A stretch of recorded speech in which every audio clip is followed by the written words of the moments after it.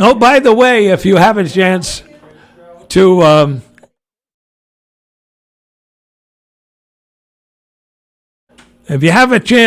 read Peter Gay's Sun Chronicle article this week, don't bother. I'm sure that this kid, his parents must have taken him to Jolly Charlie's and then convinced him that he had been at Disney World or Disneyland or somewhere.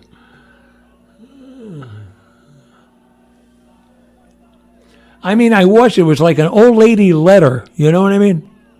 It was like some aunt that tells you what happened all year long. And we went to Cape Cod, and I only paid $1 to get on the bus. Holy God, the world is coming to going to hell in a handbasket, and this is what this guy writes about. I gotta have a talk with. I have to have a talk with Craig and try to get him straightened out. Good Lord, I gotta do what I can. You know what I mean?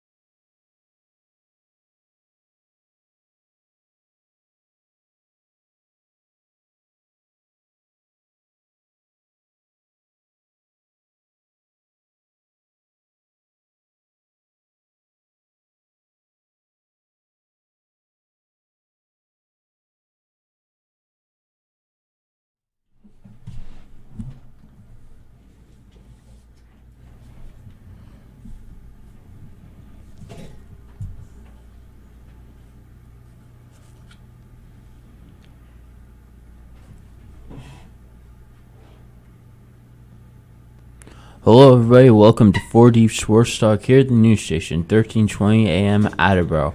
I'm Justin Ferreira, aka the Sports Master, and now a quick word from our sponsor. This segment of 4 Deep Sports Talk is made possible by the generous support of Diesel Direct.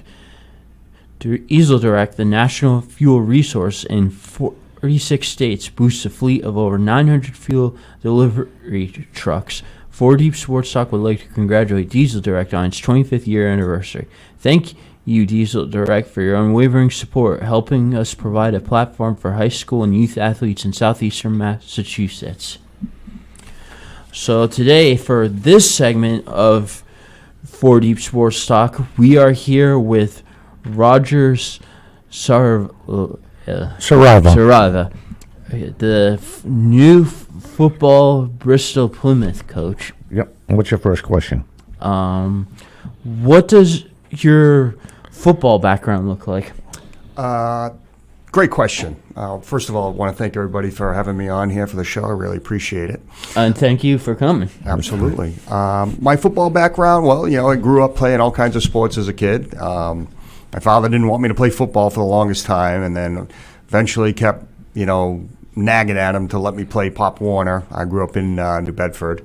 So eventually, after wearing him down, a couple restrictions, had to come home from school, do my homework, get it all done before I could walk down to the field and play for SCYA football down in the south end of New Bedford. But when I finally got the opportunity to play, I just really loved it and felt it was the sport that I was best at. Even though I was playing baseball and basketball and all those sports, to the point where I was like, I stopped playing baseball. I really enjoyed playing Pop Warner football. Unfortunately, we didn't have a team when I was in 7th and 8th grade. So I didn't get to play organized football again until I got to high school. Decided to go to Bishop's Staying High School in North Dartmouth, Mass. And played 4 years of football there. Had some really great teams that I played on. We were the first EAC champions back in 1990. Our team was 8-1, really solid football team. That was back in the day when we had the rating system. For who was going to make it to just had the Super Bowl, and I think we were a couple percentage points behind some really good teams that were above us. I think Case High School back in 1990 was above us. So had a really great career. I think we won 8 football games a year for 3 years, and decided to move on to UMass Dartmouth. And I played football there for 2 years. I was undersized fullback and special teams player. And then after 2 years, I really enjoyed playing for Coach Bill Cavanaugh. And I was just like, maybe I should think about coaching football. I don't know why. I just sort of had this itch to trying to get into coaching.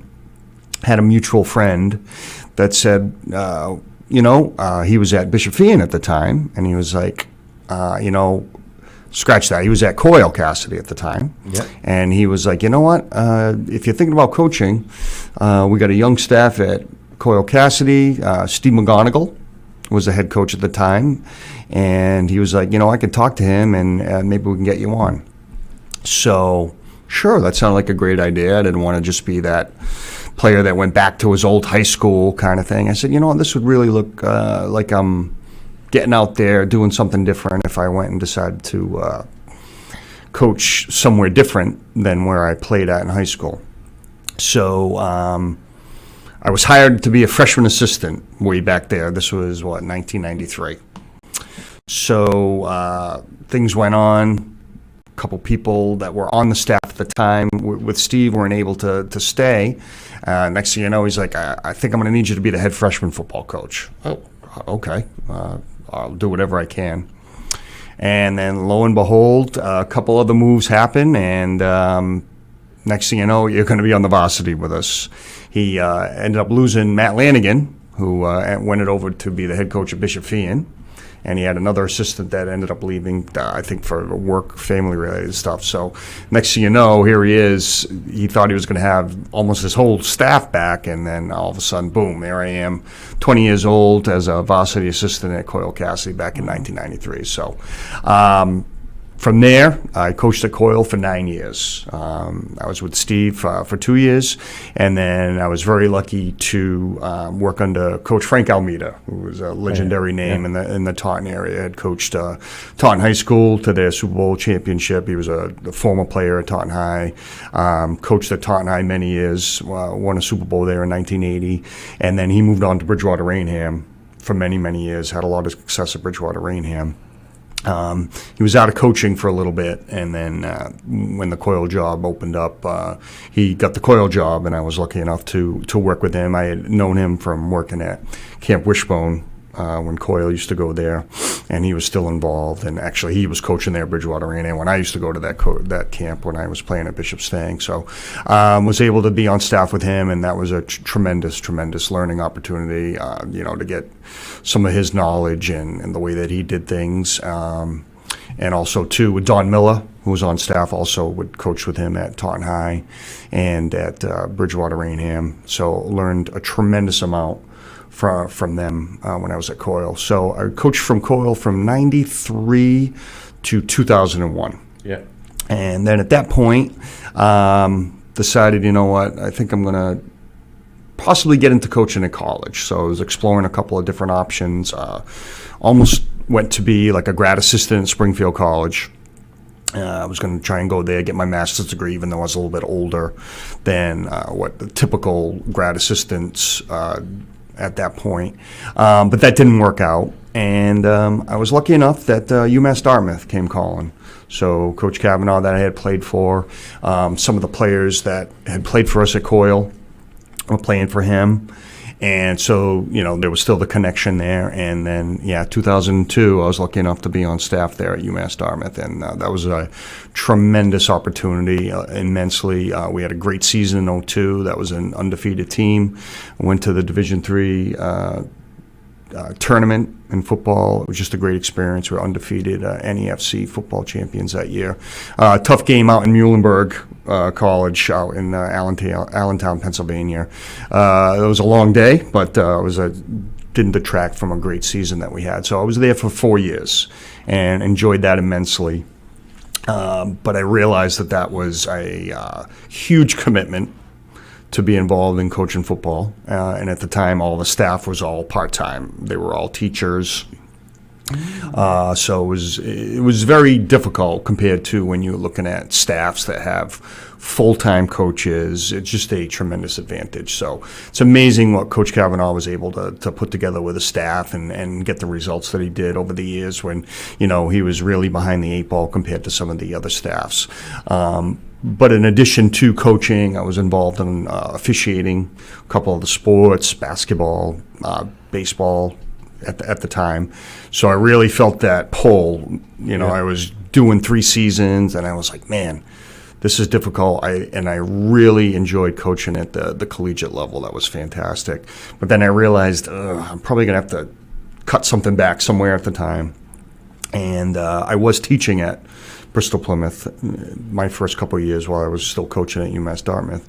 And then a position opened up on staff, and I really thought about that long and hard. And I said, you know what, I think going back and coaching in high school, I could still stay involved coaching football, and but not have the same time commitment that college football was. So went back and coached in high school. I was coaching freshman with Bob Ashley. God rest his soul, he just died over a couple months ago.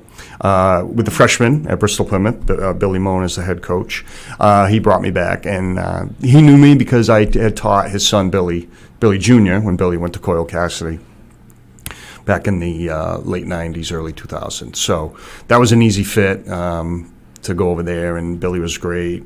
Coaching with Bob, he was a character. That was great too. So did that for 2 years, and then in 2000, let's see, I think that was 2006, 2007, coached freshman at those 2 years. 2008, I decided to be an assistant at Durfee High School in Fall River, and I did that for 2 years, working under Dave Morgado.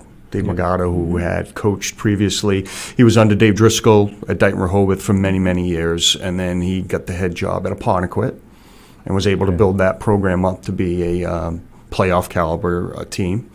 And then Dave left there and went to Seekonk and had success there also too. He built that program up to be a league champion, Super playoff contender type of program. But anyway, Dave had always been teaching at Dayton Rehoboth, and his goal was always to teach and coach somewhere in the same building. Well, the Durfee job opened up, and that was the first time he was actually offered a teaching position, because he had tried for years to be at Apponequet and Seekonk. And I knew a other coach on his staff that I knew, and he was always asking me if I was ever interested. And then so I said, yeah, let me go ahead and try that. So went over and coached at Durfee for 2 years with him. Unfortunately, didn't have a lot of success over at Durfee. And then so Dave was let go, unfortunately. And he ended up over at Case High School.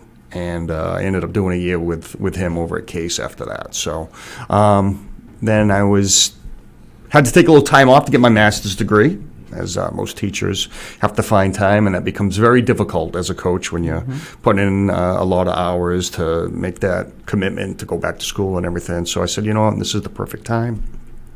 Took 3 years off. At the time, John had gotten a head football job at Bristol Plymouth, and he asked me every year if I was interested. And I, I appreciate the offer, John. I had other things going on. Like I said, I was coaching other spots. Took time off for my master's. Got remarried, and then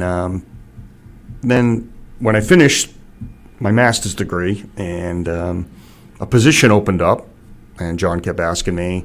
He said, love to have you come back, love to have you come back. And then a freshman job opened up. And I was like, talked to my wife about it. Because at the time, my wife had never known me as during the coaching years. Yeah. She had known me about the officiating years. And I was like, well, this is going to be some commitment now in the fall. And she was like, hey, if that's going to be what makes you happy, go for it. So couldn't have asked for more support from my wife. And she was actually pregnant with our son at the time, too. So that was also something I had told John, like when he hired me, just make sure you understand that, my wife is expecting, and we're expecting our child sometime in October.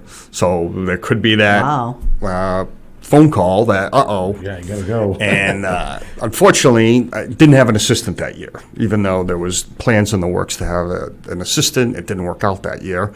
So I was like, okay. And the season was going fine, doing the best I could. Every now and then I'd get help with somebody from the varsity. But I remember that day, we were supposed to play on a Thursday. It got rained out. We were going to play the game on Friday.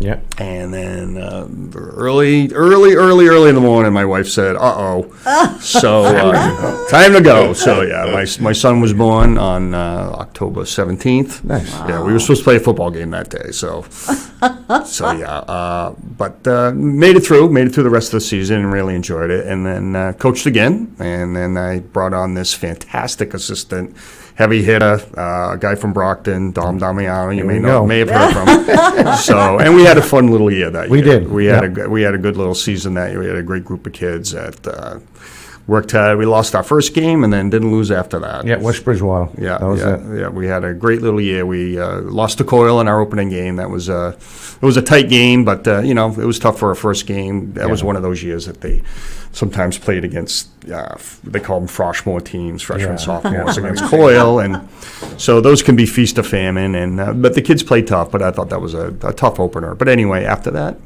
we just kept on getting better and better and better, and won every game the rest of the way. And that was a great season. So.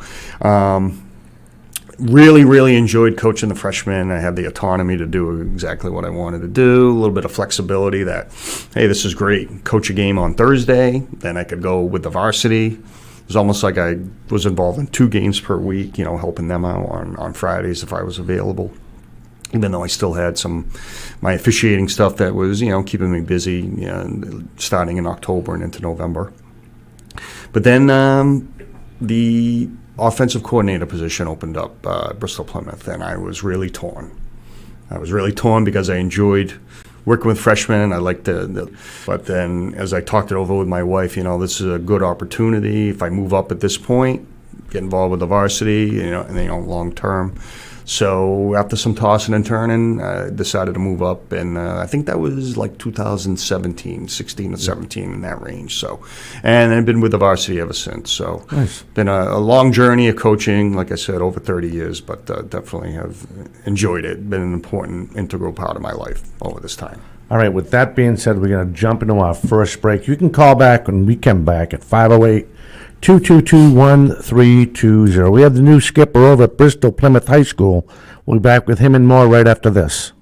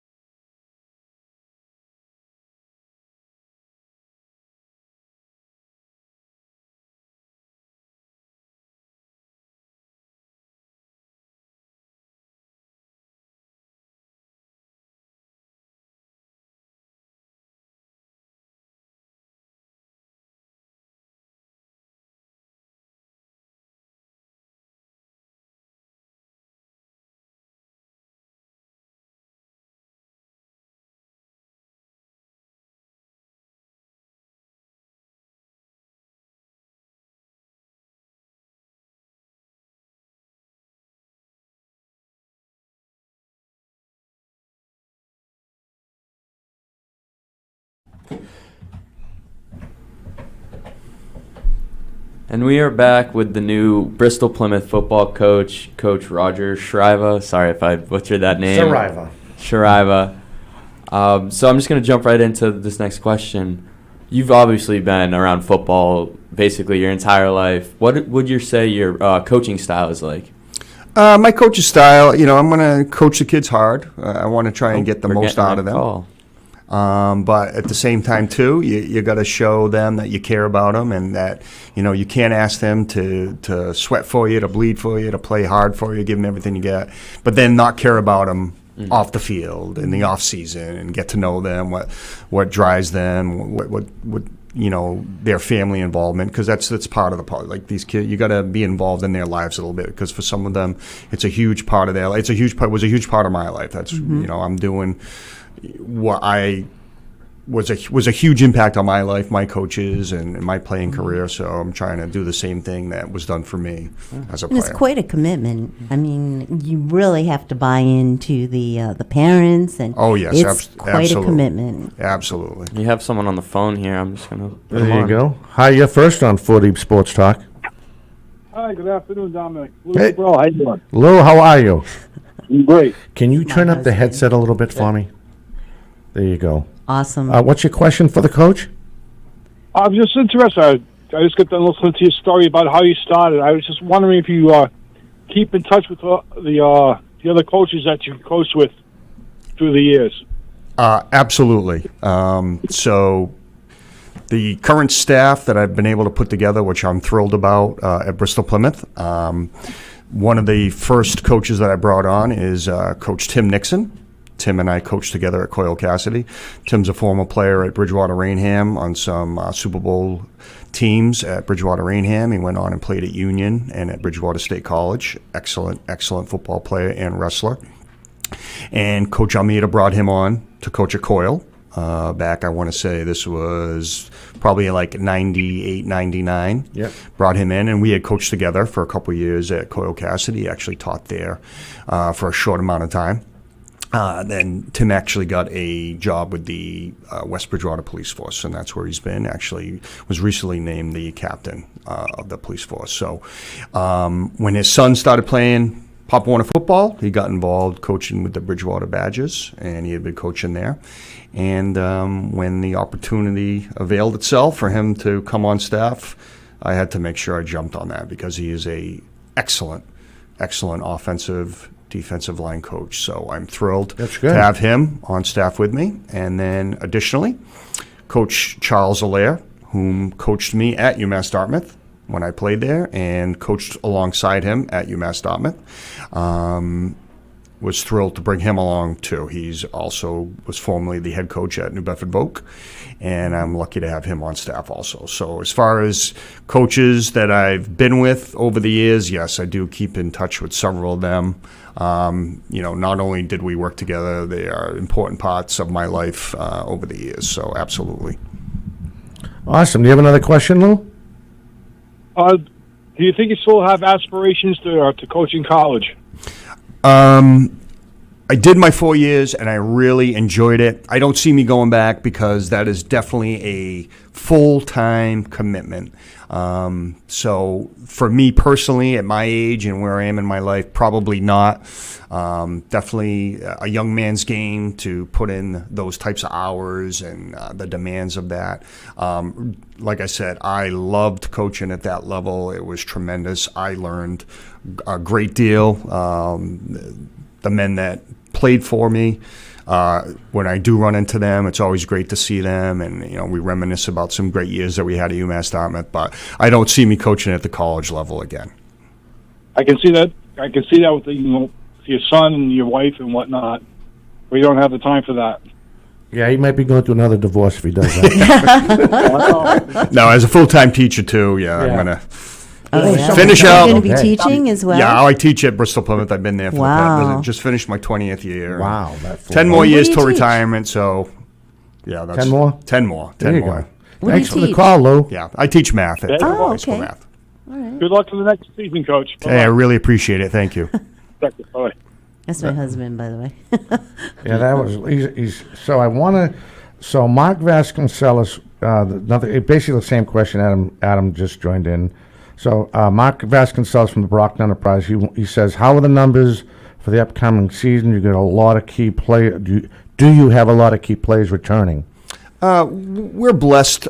Our numbers are healthy. We've had years where we've had bigger rosters. I would probably say on our varsity JV, we're going to be somewhere in the 50 range. I would probably say on the higher side of 50-ish kids. Again, people that sign up and say they're going to play versus do they actually show up that first day in August. Yeah. Sometimes that can be a little bit different.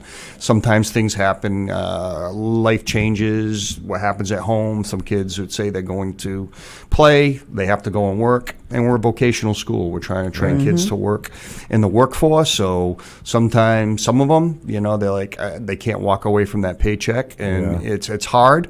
We try to tell them, hey, you're going to work for the rest of your life. Don't give up on things that you only have this one shot at doing. You can't replay high school. But unfortunately, that does happen occasionally. So with the varsity JV, like I said, we're probably around the 50 number, which is a healthy number.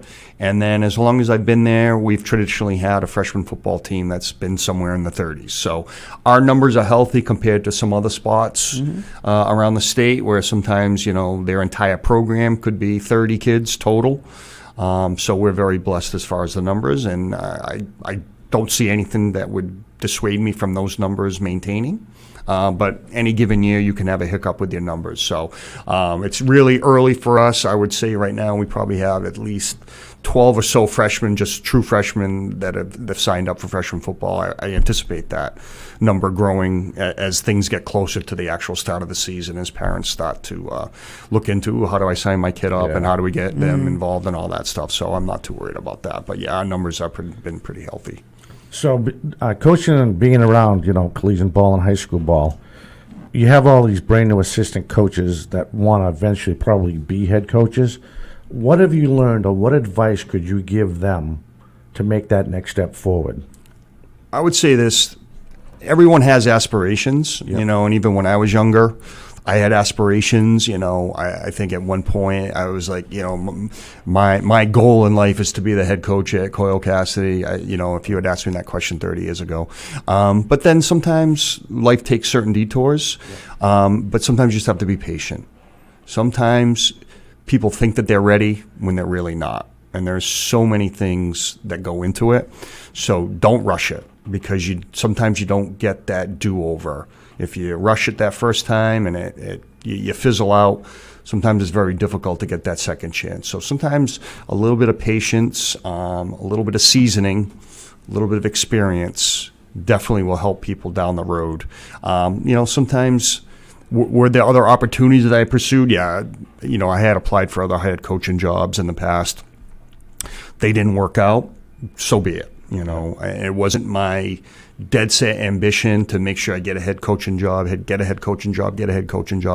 My goal was to find the head coaching job that fit me the best. And, I knew at some point, John was going to be stepping down and retiring at some point. So for me, it was just, waiting patiently for when that opportunity arose, because I really didn't want to coach anywhere else but Bristol Plymouth.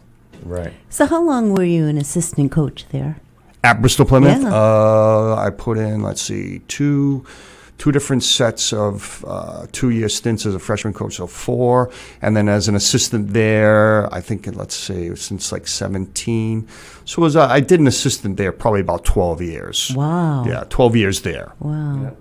Well, kudos to BP for hiring within. He's really a good guy. Don't make this tough thing go. He's really a good guy. I'm sure he Appreciate it. I appreciate the administration having the faith in me. They do have a knack for hiring within and moving people up the ladder there at BP. Right. So I had the pleasure to work with him and 5 other coaches at the freshman. And I loved the freshman level, and they knew I was just coming off the youth level, so they knew I could relate to these other kids.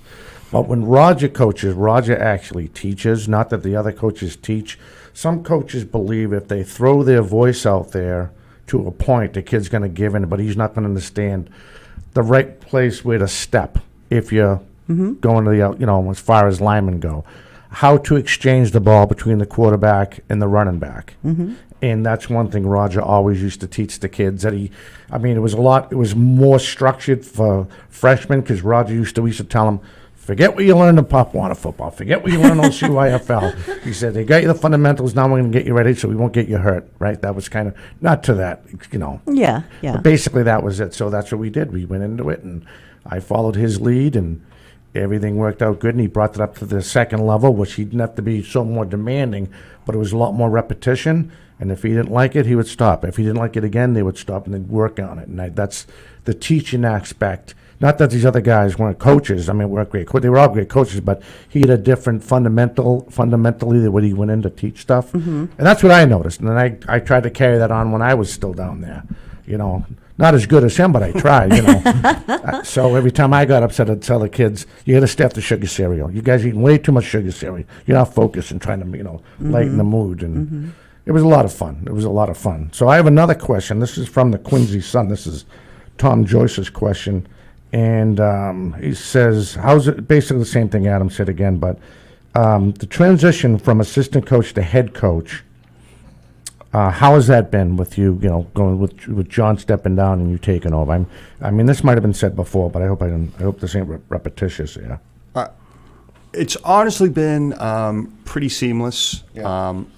One thing, and I'm super appreciative of John, when I moved up to coach the varsity with John, I told John, I said, hey, you know me. You know what I'm going to do. You know what I'm going to be involved with. And he kind of gave me the autonomy to just step in and then sort of take control over certain things. So the framework stuff, a lot of the stuff that was done behind the scenes, I took care of it, and I had no problem doing that. So it's really been kind of seamless, working on things in the off season. Obviously, I used to do all this stuff with him too, but I was always involved in a lot of that stuff. So this past year, where things were in motion a little bit, it was relatively seamless behind the scenes to take care of stuff like that. So right, and you probably weren't surprised with that at all. No, not surprised. Not surprised. All right, let me just get this out. For Rogers Craftsman, this is how their season's going to start. They're going to start on the road against New Bedford on September. New Bedford Vogue. New Bedford Vogue, I'm sorry. They're going to kick the ball off at 6:30. Then on the 19th, South Shore Vogue. No, actually, we're going to. Oh, you're going to play at Southeastern. We're going to play at Southeastern. Okay. We're in Nomads because of the school construction. That's right. Yeah. I keep on thinking Taunton High. So they're going to. That's a home game against South Shore Vogue at 7 p.m. the 28th. They will go to Upper Cape and play the Rams at noontime on that Saturday. On October 4th, Greater Lowell Tech, they will go to Taunton High and kick the ball off at 6 p.m. On the 10th of October, they will be home against Tri-County, right? at 6 p.m. Does that sound correct? Tri-County at Taunton. Yeah, so it's a home game. They'll kick the ball off at 6 p.m. Then they go to Southeastern over in Easton. They'll kick the ball off at 7 p.m. on the 17th of October. Then they'll host Diamond, the Bengals, at 7 o'clock at Taunton High. Last game of the regular season is at Old Colony. They get lights there now on November 1st, and followed by the traditional Thanksgiving Day rival game, of course, that is at Blue Hills, but this time at 6 p.m. They get lights there now over at Blue Hills? They have portable lights. Oh, okay. I don't remember lights. So if you guys want to dive in, we got to step away. Yeah. All right, so we'll take our second break as this hour flies by. We have the head coach, Roger Shariva, from Bristol Plymouth High School. You can call in when we get back, 508-222-1320. We will be back with him and more right after this.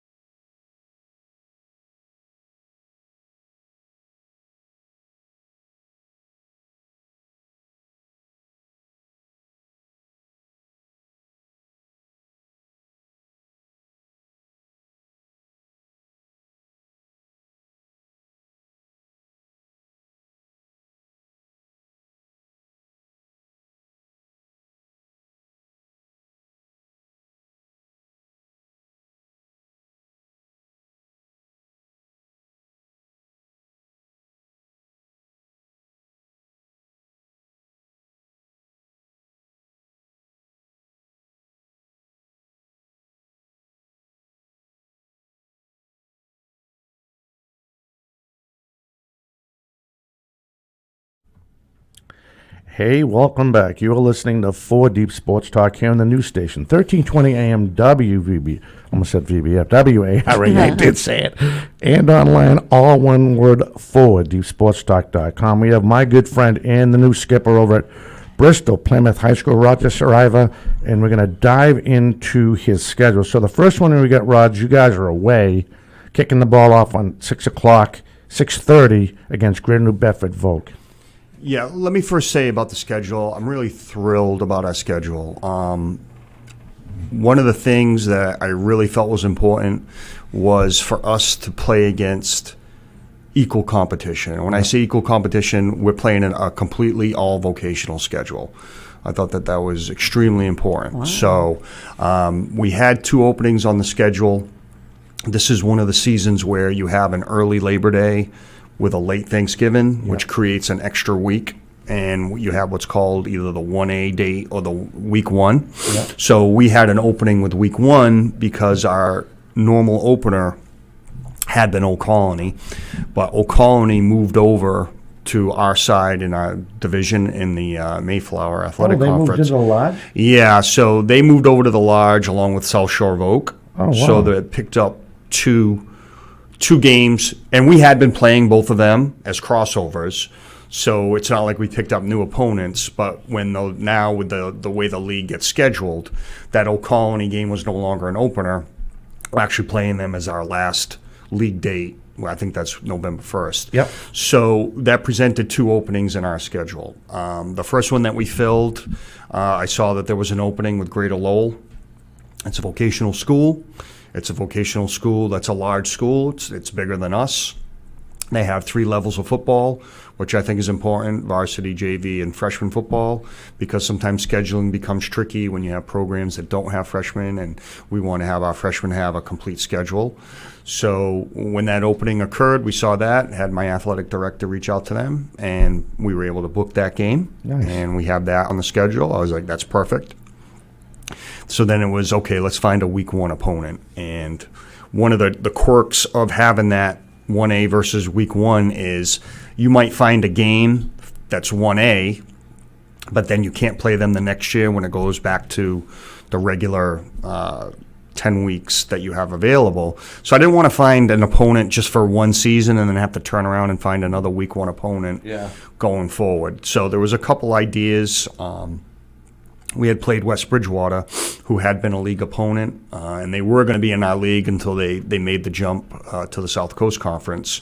So I was trying to get that game because I wanted to keep that game on the schedule. Good quality opponent that's not that far away from us.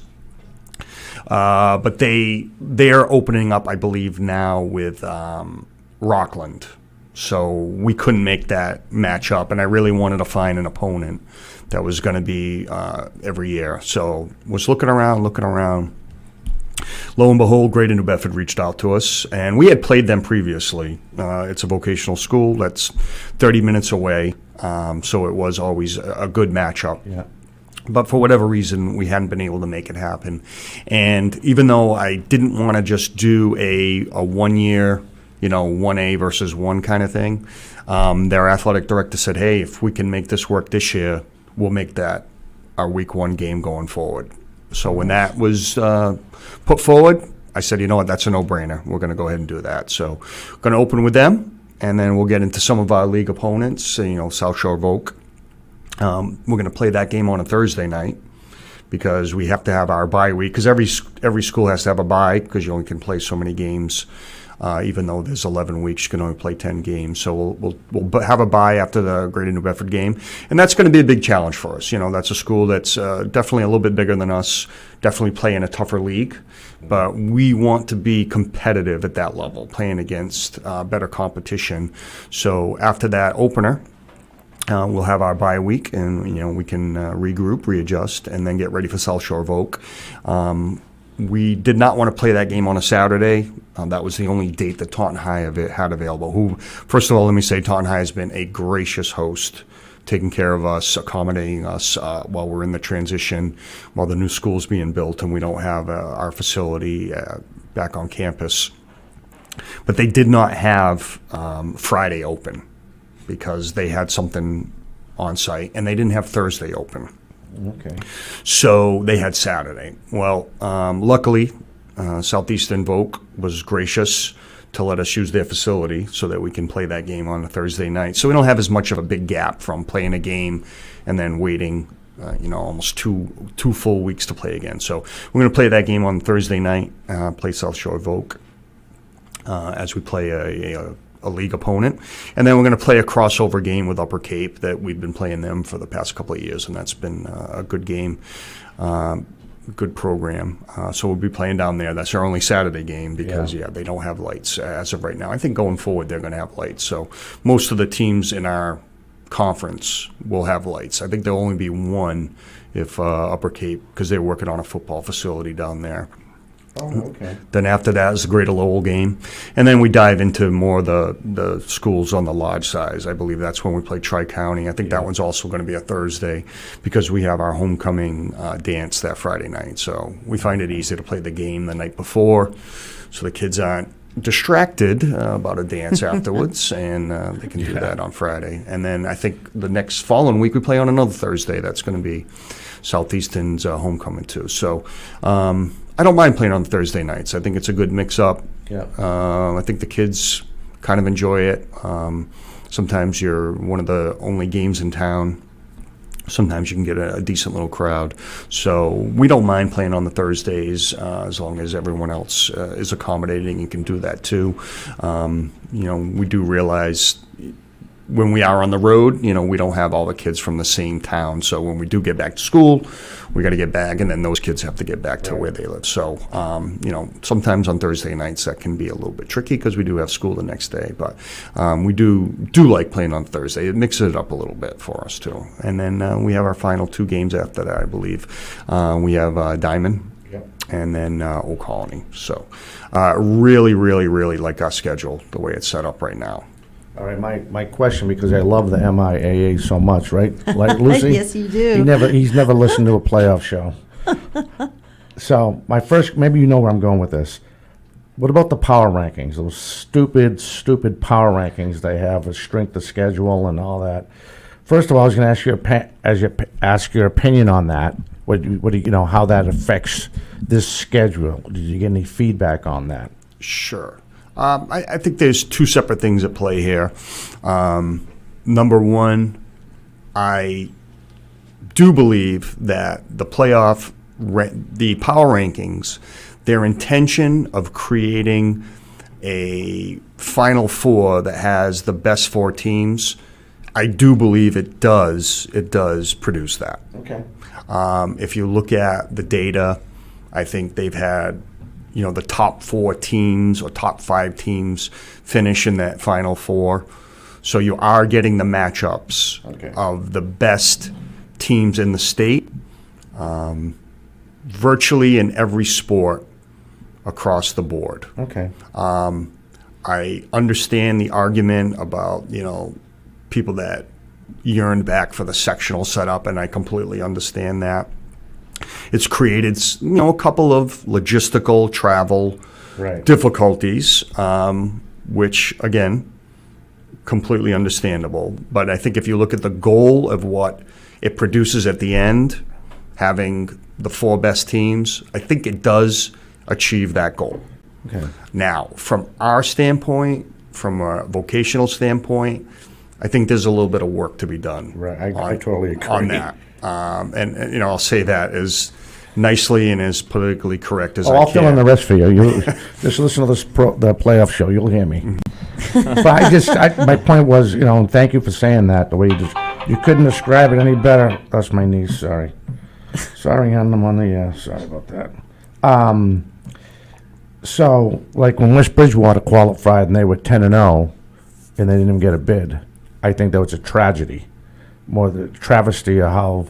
I just wished the number system for this power ranking thing could be better structured. Sometimes I don't, like you said, you made a good point. Usually it does come down the but we don't know because again, in the football sense, West Bridgewater gets bounced. There's a couple things, and I've been around for a long time. Yep. It does promote programs in multiple sports to try and schedule games that may be more difficult. And those losses, even though no one likes to lose, sometimes losing to the better team is way more helpful than beating an opponent that isn't the same caliber of an opponent. Yeah. So it does promote them trying to upgrade their schedules. So we have seen it where, they win a game by 30, but their power ranking drops because they're not playing a team that's very strong, versus they play a game where they lose by 21, but that team is ranked very high.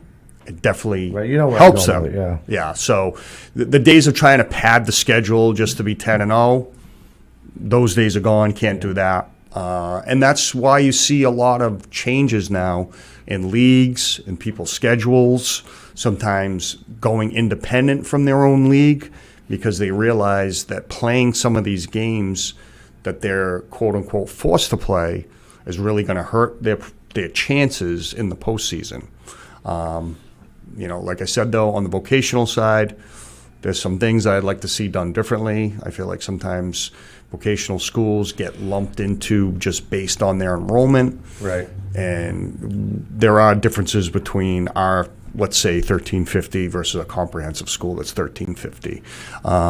So for us, we're in Division 4. We realize that's going to be extremely difficult to be competitive year in and year out at that level of football. So in the short term, our number one goal is to get into the vocational playoffs and be a team that can compete in the vocational playoffs, going year in and year out. No, that makes sense to me. I have a he hit the nail on the head. He couldn't explain it any better. When you see some of these teams, the way they wrap it up, it's like, I'll use hockey, which is totally different, honestly.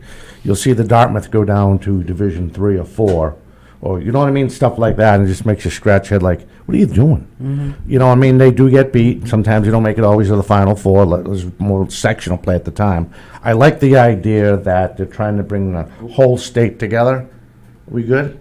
Yeah, it just went to commercial. It did?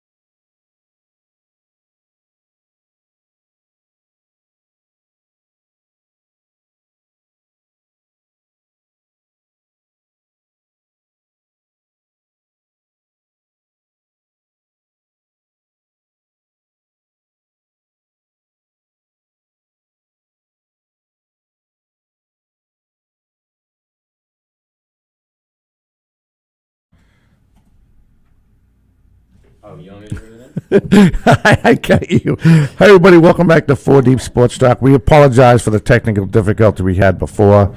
You can call in 508-222-1320. The head skipper over at Bristol Plymouth High School, my good buddy Roger Shriver, he is here, and we were going back and forth, and I think I'm going to have to owe him a copay for putting up with all my complaining about the playoff system. I'm going to have to call him Dr. Shriver once we get to it today. But why don't you guys dive into I know you still have questions, so why don't we go with that? We covered the schedule, which was good. He educated us on that, how that worked out.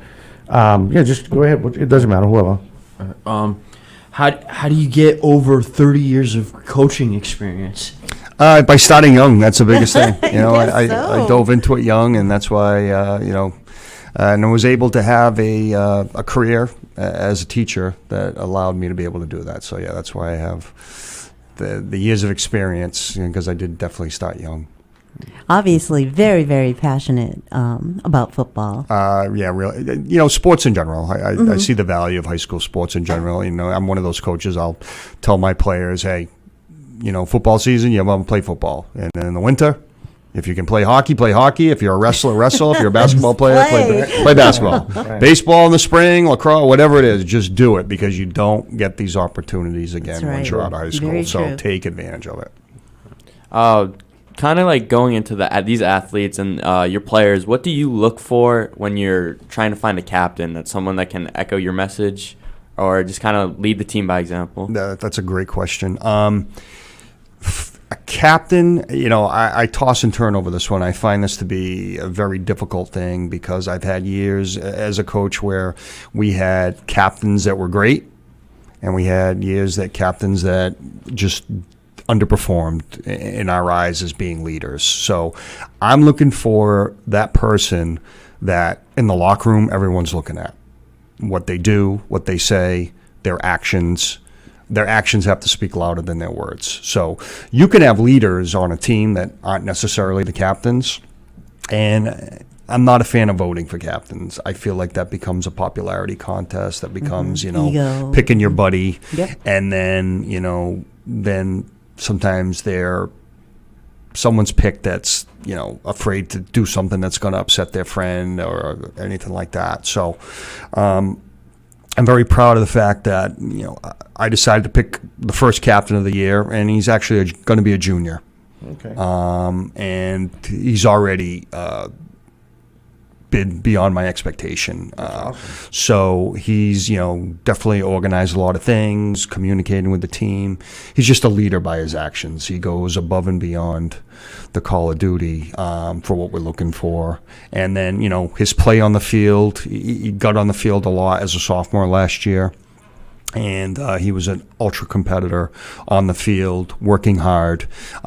He's a excellent wrestler. I think he came in third in New England. Wow. in wrestling. So looking for someone that is going to work as hard as humanly possible to try and get results done. Because if they lead and they work hard, everyone else around them are going to want to try and follow. Now, so that's what I'm have the looking for. one? I'm sorry. As of right now, I just have the one. Okay. That doesn't mean that we won't have more. Right. I like to see how things are playing out once we start, because I think you're going to need more voices. Mm-hmm. But as of right now, I felt like we had one who had been, head and shoulders above, and I wanted to make sure I sent that message out. And hopefully there's others that try to emulate that. Yeah, like I talked about the way he coaches, this person must be one heck of a young, not strong-headed, but smart, intelligent, headstrong captain for this guy to pick him. Mm-hmm. And that's a kudos. Now, can we? What's his name? His name is Nate Hicks. Nate Hicks. He played. Hicks, you're doing a good job, kid. Yeah. He played some quarterback for us down the stretch. He played linebacker for us. Like I said, the kids in the weight room looking up to him. Yep. His leadership across the board. So that to me, it was a no-brainer. It was an easy pick. Breath of fresh air. One less thing you have to worry about. Yeah. No, and like I said, I hope Awesome. I hope there's a couple others. Yeah. That try to step up into a role like that. But time will tell. If we That's get there. awesome. So I saw a comment on Facebook, and I don't know who it was from, but when you were named the new coach over there. So this came this came across, and I had to laugh because I know a lot of people like this. And the comment was, "Are you ready for Raj Ball? Hit, stick, run, pass, score." Is that your creed?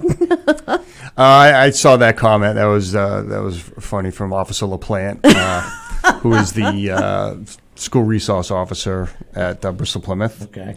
Former player for Coach Moan back in the day. My style, we just want to get out there and we want to get after it. We want to try and outwork, out-tough, compete for 48 minutes. Give you everything that we have, and if we end up losing, it's because they were a better team. Yeah. Not because we're gonna not be outworked, we're gonna be out toughed, but because they were better and they earned it. And at the end, after those 48 minutes, we'll shake your hand and say good luck in the next game, and then we're gonna get ready for the next one. We just want to be super competitive every single snap. That's the kind of mindset that we want to try and get out of our players. That's awesome. The social media thing took off. Oh, yeah. We sent it out to like 45 just in social media, different towns. In the comments. I don't think, I mean, just the likes alone, I mean, I think you were liked by almost every social group. And everyone had a positive comment. I mean, I know what I think of the guy. I think he's a great guy. You know, Bristol Plymouth couldn't be any lucky to have him running their varsity team. And as long as the other coaches follow suit, and I know he's not going to waste his time with any knuckleheads. He's going to put guys that believe in his system. I mean, they missed the playoffs. They lost the running back last year, kid that played for me freshman year, and they lost that one playoff run. God knows how far they would have gone. And this other kid, Hicks, sounds like a ball player, and if they can have any more guys in that regime, they're going to go far this year, really far. We had to play with a lot of sophomores last year. Out of necessity, so we got a group coming back that has some experience. So we're looking forward to building on some of the things that we did last year. So awesome. We still got a ways to go, but we're cautiously optimistic that we can have a very competitive season. All right, so we're getting close to the bewitching hour. Yeah, so 12:58. So please let us know. First of all, thank you very much for coming on. I appreciate it. No, thank you. Yeah, great guest. Because you guys don't have to worry about playing Attleboro, North Attleboro. Of course, I'm joking. I know the station, WARA 1320. You want to wish you the best. Thank you. In your new position. All of us here at 4 Deep Sports Talk, especially me, are really excited to see you grab that job and do what you're going to do. I'll just be I'll be the fat guy in the sideline with the 4 Deep Sports Stars, probably with the pretzel in my hand in the water, watching Roger do his dance and get those guys going, which is always fun to watch.